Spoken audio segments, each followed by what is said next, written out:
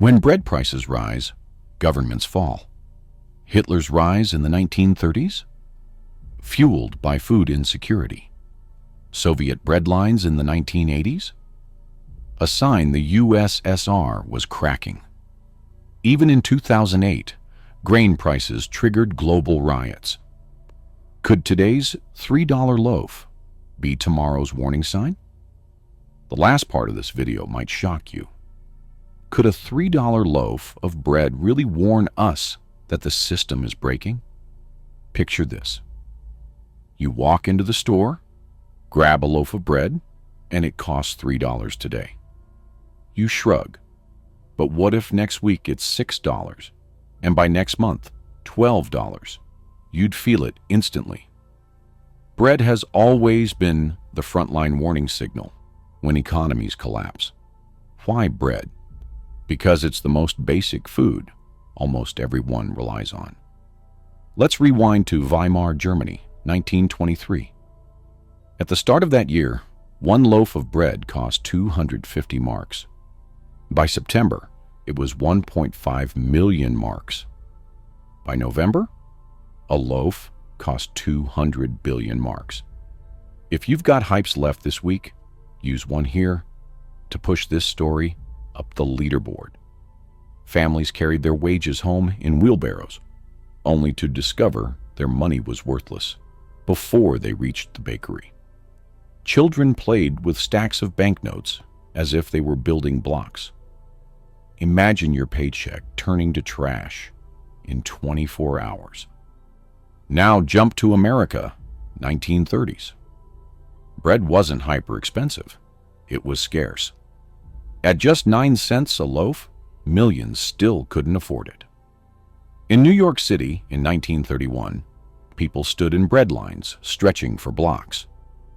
Al Capone, the Chicago gangster, famously opened a soup kitchen feeding 120,000 hungry people in a single year.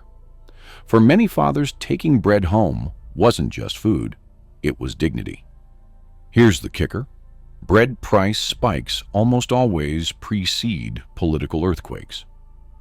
The French Revolution in 1789 began with bread riots, when a loaf cost nearly a worker's full daily wage. The Egyptian bread riots in 1977 erupted when subsidies were cut, killing at least 70 people. Even in 2008, soaring grain prices fueled riots across more than 30 countries. So here's the unsettling question. If your $3 loaf suddenly doubled, would you treat it as a random annoyance or as the siren that history is repeating? Because every major collapse left clues in the bread aisle. Why did a single loaf cost 200 billion marks in Weimar, Germany? Imagine getting paid at 9 a.m. and rushing to the bakery because by lunchtime, your wages were already worthless. That's not a nightmare. That was Germany in 1923. Hyperinflation was so extreme that prices doubled in hours. Bread wasn't just food, it was the scoreboard of national collapse. At the start of 1923, a loaf of bread cost 250 marks. By July, it was 3,465 marks. By September, 1.5 million marks. And in November, the peak of the madness, that same loaf cost 200 billion marks. People needed entire wheelbarrows of cash for groceries. There are photos of children using stacks of money as building blocks. Paper money was literally cheaper than toys. Why did it happen? After World War I, Germany owed crushing reparations under the Treaty of Versailles, 132 billion gold marks. To pay, the government kept printing paper money. More bills meant less value until the mark collapsed. In 1922, one US dollar equaled 190 marks. By November 1923, it equaled 4.2 trillion marks. Families lost everything overnight. One German mother said she traded her husband's suit for a sack of potatoes because food mattered more than wealth. Many burned banknotes in stoves because it was cheaper than coal. And yet, despite wheelbarrows of money, people starved. The trauma of this collapse scarred Germany so deeply that when Hitler later promised stability and bread, millions listened. Bread became not just survival, but politics. And here's where the story twists. When bread turned to ash in Germany, it turned to lines of hungry faces in America. What made breadlines in 1930s America scarier than empty wallets? Picture this. It's 1932 in New York City. The winter wind cuts like a knife, and down the block, stretching past the church steps and wrapping around the corner, are men in threadbare coats, waiting quietly in line for a single slice of bread and a bowl of soup. Here's the twist. America wasn't out of food. Farms still produced wheat, flour, and meat. What was missing was money. By 1933, 1 in 4 Americans, 15 million people, were unemployed. Families had nothing to buy food with. So breadlines became the face of the Great Depression. Charities tried to fill the gap. Churches set up soup kitchens. Communities pooled scraps. And sometimes it was unexpected figures who fed the poor. Einstein. Chicago, 1931. Al Capone, yes, the gangster, opened a soup kitchen that served 120,000 meals in 3 months. A sign hung outside. Free soup, coffee, and donuts for the unemployed. It wasn't glamorous. Men often cried as they ate, ashamed of lining up for charity. Newspapers described them as ghosts in daylight. The writer Edmund Wilson said of the breadline crowds, "They stand there like men already dead, waiting only to be buried." By the worst winter, 1932 to 1933, some lines stretched over 3 city blocks. In Detroit, whole families stood in line together, children clutching tin cups. In New York, the Bowery Mission handed out nearly 2,000 free meals a day. But here's the haunting fact. Breadlines weren't about hunger alone. They were about dignity lost. Men who once worked in steel mills, banks, or railroads now stood in silence, begging for bread. And while Americans stood in line for bread, other nations stood on the edge of riots when bread itself vanished. Why do governments fear bread riots more than protests? Here's a brutal truth. Ordinary protests may scare leaders, but bread riots topple governments. Food has always been the most dangerous political weapon. Why? Because when people can't feed their children, ideology, loyalty, and fear all collapse overnight. Take Paris, 1789. Before the French Revolution exploded, bread prices soared so high that a loaf cost a full day's wage. Hungry crowds stormed bakeries, and within months, the Bastille fell. The revolution wasn't just about liberty. It was about bread. Fast forward to Petrograd, 1917. In the dead of winter, women lined up in freezing temperatures for bread that never came. Those angry lines of mothers sparked mass protests that spiraled into the Russian Revolution, ending centuries of czarist rule. Even in modern times, bread sparks unrest faster than speeches. In Egypt, 1977, when President Sadat tried to cut bread subsidies, riots erupted in Cairo and Alexandria. Hundreds of thousands filled the streets, chanting, "Bread, freedom." The government reversed course within 48 hours. Leaders had learned, never touch bread. Governments know this history. That's why in World War II, Britain poured resources into keeping bread cheap, even while rationing meat and sugar. Leaders feared that one hungry riot could unravel the entire war effort at home, and the numbers don't lie. In 2011, just before the Arab Spring, the UN Food Price Index hit record highs. Bread and wheat costs doubled. Within months, regimes in Tunisia, Libya, and Egypt crumbled. Once again, it wasn't slogans alone, it was hunger. Bread riots aren't just about food. They're about dignity, survival, and the breaking point of patience. And once that line is crossed, governments can fall in days. How did ration stamps make bread the currency of World War II survival? Imagine this. You're standing in line, not with dollars in your hand, but with tiny booklets of ration stamps. Cash won't buy you bread, sugar, or flour, not unless you also hand over the right coupon. In World War II, stamps were survival. By 1942, the U.S. Office of Price Administration rolled out ration books to 130 million Americans. Each book contained colorful little stamps marked with letters and numbers. They weren't decorative, they were your passport to eat. Without them, even if you had a pocket full of cash, store shelves were off limits. Bread and flour were so vital that by 1943, families tracked their weekly allotments as carefully as rent money.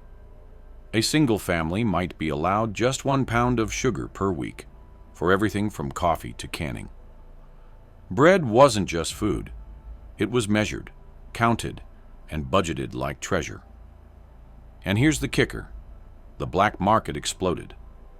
In New York, people traded cigarettes for extra bread stamps. In Chicago, ration coupons were openly sold at street corners. A loaf of bread might officially cost 9 cents, but the real price was whatever you could barter for the stamp to unlock it. The British had it even tougher. Their rationing system lasted from 1940 all the way to 1954, 9 years after the war ended. Housewives became masters of ration recipes, stretching flour with mashed potatoes or oatmeal to make bread last longer. Imagine celebrating Christmas with a cake made from dried carrots and breadcrumbs. Yet rationing had an unintended effect. Nutrition actually improved. With sugar, alcohol, and fats scarce, families ate more vegetables and whole grains. In fact, British life expectancy rose during the war. Survival didn't just mean less food. It meant smarter food. Bread stamps weren't scraps of paper. They were survival currency, traded, hoarded, and sometimes forged. In those years, dignity came down to a torn square of ration card. What happens when bread becomes political theater? Bread has always been more than food. It's been a weapon, a bribe, a symbol, and sometimes the spark that burns down empires. Take Mussolini's Italy in the 1930s. He didn't just promise jobs or victories, he promised food. His slogan, "A chicken in every pot and bread for every worker," wasn't economic policy. It was propaganda. Italians starved, but the image of bread in every home propped up his power. The same pattern plays out again and again. In Egypt, 1977, when President Anwar Sadat cut bread subsidies under IMF pressure, riots erupted in Cairo. Thousands stormed the streets, shouting, "Bread, freedom, and justice." Within 48 hours, dozens were dead, and Sadat reinstated subsidies to save his rule. Bread wasn't just carbs, it was politics. Even in the United States, leaders stage manage bread. During the 1970s inflation crisis, wheat subsidies were sold as protecting the American family dinner. In truth, it was also about avoiding unrest when food prices spiked. And in the Soviet Union? Bread was so politically loaded that shortages in the 1990s Moscow triggered demonstrations that helped collapse the USSR. Here's the paradox. Leaders who provide cheap bread gain loyalty, but when they fail, it destroys them. Historians often say the French Revolution wasn't about democracy first. It was about the price of bread skyrocketing in Paris. Let them eat cake may be a myth, but the fury over bread was very real. So whenever you see politicians talking about the cost of living, pay attention. Behind the speeches, they're really talking about bread. Not baguettes or brioche, the symbol of survival. And history shows, when bread prices climb, regimes wobble. Could today's $3 bread be tomorrow's $10 warning sign? Bread has always been the thermometer of an economy. When it rises too fast, it signals fever. And history shows that fever can burn down entire systems. Think about 2008, when the global grain crisis hit. Droughts, speculation, and oil prices pushed wheat costs up 130% in 1 year. In Egypt, bread prices doubled. Riots broke out in 30 countries, Haiti, Cameroon, Bangladesh, because a loaf went from a meal to a luxury.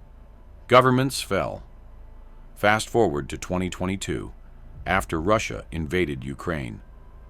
Ukraine wasn't just a battlefield. It was one of the world's bread baskets, producing 10% of global wheat exports. Suddenly, wheat futures jumped 60% in weeks. In Tunisia, where bread subsidies keep people fed, protests erupted again. One Tunisian mother told reporters, "We can live without sugar, but not without bread." And here's the kicker. Even in wealthy nations, bread quietly warns us. In the U.S., the average loaf cost 57 cents in 1970, $1.20 by 1990, and around $3 today. That looks small, but when wages stagnate and housing, healthcare, and fuel climb faster, bread stops being cheap. It becomes the symbol of everything slipping out of reach. Politicians know this. That's why many governments, Turkey, Venezuela, Argentina, freeze bread or flour prices when inflation spirals. Not because it fixes the economy, but because it buys time before people riot. Bread subsidies are often the last lifeline between order and chaos. So the real question is, when you see bread quietly double in price, is it just inflation, or is it history whispering a warning? Because in every century, from Paris in 1789 to Cairo in 2008, rising bread was the first crack before the earthquake. If bread has always been the warning, what is it warning us about today? Bread is never just bread. Across centuries, it has been the canary in the coal mine of civilization. In Weimar Germany, 1923, bread cost 200 billion marks. Parents sent children to bakeries with wheelbarrows of cash, only to find prices doubled before they got there. Families burned banknotes and stoves because money lost value faster than firewood. Bread wasn't food anymore. It was humiliation. And that humiliation fueled anger, paving the way for Hitler's rise. In the 1930s, America, bread didn't vanish from shelves, it vanished from tables. By 1933, 25% of Americans were unemployed. Families lined up outside churches, soup kitchens, and even Al Capone's Chicago Charity, which served 120,000 free meals in 1931 alone. People weren't starving because wheat ran out. They starved because cash did. That's a different kind of collapse, one where breadlines became the nation's shame. By World War II, bread turned into ration stamps and coupons. A family's flour allotment became survival math. Do you bake today, or wait until Sunday. In Britain, the national loaf, a gray, coarse wartime bread, was compulsory. In America, women counted flour stamps like gold. In both cases, bread became more valuable than money, because without it, no meal could happen at all. Fast forward. In 1977 Egypt, when the government tried to cut bread subsidies, riots exploded within 24 hours. Hundreds of thousands filled Cairo's streets, chanting one word: bread. Police couldn't stop them, and the state nearly collapsed. Governments today still know the truth. Raise bread prices, and you risk revolution. And here's the modern whisper. In 2008, the global grain crisis drove riots in 30 countries. In 2022, the Ukraine war, hitting one of the world's top wheat exporters, pushed wheat prices up 60% in weeks. Tunisia, Lebanon, Egypt, all shook with protest again. Bread is the oldest warning sign. When it gets too expensive, history shows chaos isn't far behind. So here's the question. If a $3 loaf today quietly climbs to $5, then $10, what will break first? The economy or the people's patience? If history shows anything, it's this. Bread tells the truth when money lies. Want more hidden lessons about survival, money, and collapse? Watch the next video here and join the insiders who know the past before the headlines hit.